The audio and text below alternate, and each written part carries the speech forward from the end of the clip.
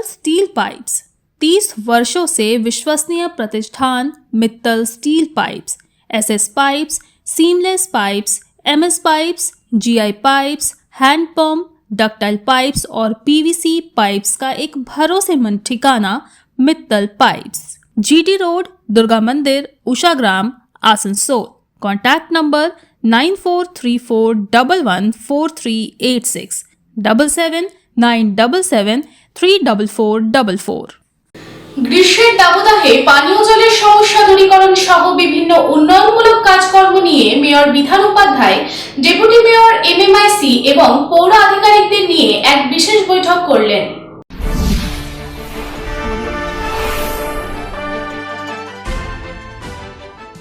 মঙ্গলবার আসানসোল মিউনিসিপাল কর্পোরেশনের মেয়র বিধান উপাধ্যায়ের অফিসে একটি বিশেষ বৈঠক করা হয়। এই বৈঠকে আসানসোল মিউনিসিপাল কর্পোরেশনের অধীনে যে সমস্ত এলাকাগুলি আছে সেই এলাকাগুলির বিভিন্ন সমস্যা সমাধানের কথা নিয়ে আলোচনা করা হয়। Mayor Bidhan Upadhyay, deputy mayor Abhijit ঘটক ও ওয়াসিমুল হক, চেয়ারম্যান অমরনাথ চট্টোপাধ্যায়, সমস্ত মেয়র পরিষদ সদস্য এবং আধিকারিকদের নিয়ে এই বিশেষ বৈঠকটি করেন।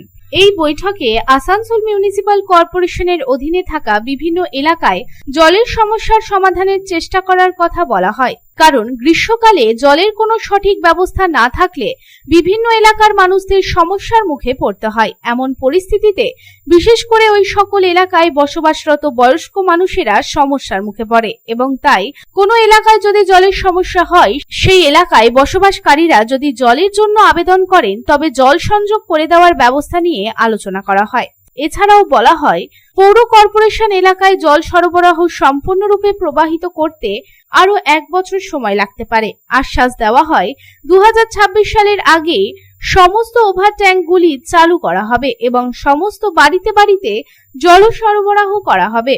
জলের সমস্যা ছাড়াও আলোচনা করা হয় ট্রাফিক ব্যবস্থা নিয়ে। আসানসোলের হটন রোড এলাকায় ট্রাফিক ব্যবস্থা নিয়ন্ত্রণে টোটোর জন্য আলাদা স্ট্যান্ড তৈরি করার কথা বলা হয়। এছাড়াও মিউনিসিপাল কর্পোরেশনের এলাকায় ট্যাক্সের পরিমাণ আরো বাড়ানোর সিদ্ধান্ত নেওয়া হয়েছে।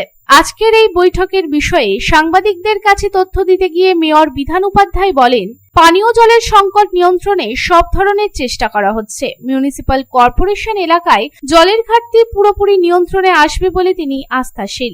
এছাড়াও ড্রেনেজ সিস্টেম করার কথাও বলেছেন তিনি, বর্ষাকালে যাতে সাধারণ মানুষেরা কোনো সমস্যার মুখে না পড়ে। মেনলি জল ডেভেলপমেন্ট নিয়ে আলোচনা হলো, যে যাতে জল গরমকাল আসছে, গরম পড়ে হয়েছে আমাদের প্রচুর। এখন মোটামুটি আসানসোলের জলের পজিশন ঠিকই আছে, তো যাতে কোথাও মানে অসুবিধা না হয় তার অ্যারেঞ্জমেন্ট করতে। আর যেহেতু বর্ষাকালও আসছে ড্রেনেজ সিস্টেমটাকে যাতে মানুষের মানে যে বন্যাটা না হয়ে যায়, একটু বৃষ্টি হলে যেমন ভরে যায়, ড্রেন ট্রেন পরিষ্কার পরিচ্ছন্ন করার জন্য। আসানসোল থেকে সন্তোষ মণ্ডলের রিপোর্ট, পাবলিক টাইমস।